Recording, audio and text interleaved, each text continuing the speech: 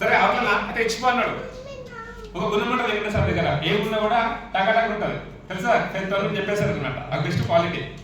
Phone pay చేసిండు, అది team call pay sir వస్తే సో ఫోన్ పే చేసిండు, తెల్లాకి ఫోన్ చేసిండు, బ్రహ్మాండం ఉంది సార్, ఇద్దరు మంచి వచ్చినారు, నా బిజినెస్ చేద్దామన్నా అలవాటు వచ్చినా అన్నాడు.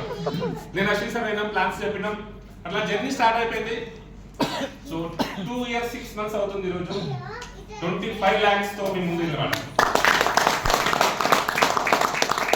తర్వాత మాకంటూ ఒక ఐడెంటిఫికేషన్ ఉండాలి, ఒక డ్రీమ్ ఉండాలని లంగనూరు ఆఫీస్ ఓపెన్ చేసినాం. ఆర్ఎస్టీ ఇండియా అనే పేరు పెట్టుకున్నాం. ఈ రోజు ఎక్కడ పోయినా కూడా ఆర్ఎస్టీ ఇండియా పేరు మారిపోతుంది, ఎందుకంటే మీలాంటి లీడర్స్ అంతా వచ్చినా కాబట్టి. ఒక బ్రాండ్ క్రియేట్ చేయాలనుకున్నాం అన్నమాట, కమిట్మెంట్ తీసుకున్నాం.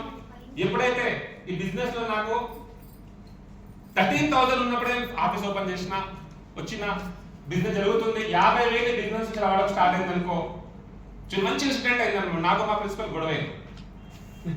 మా కాలేజ్ ప్రిన్సిపల్ నాకు మ్యారేజ్ కోసం లీవ్ అడిగితే మరి ఏమంటాడు, 2 days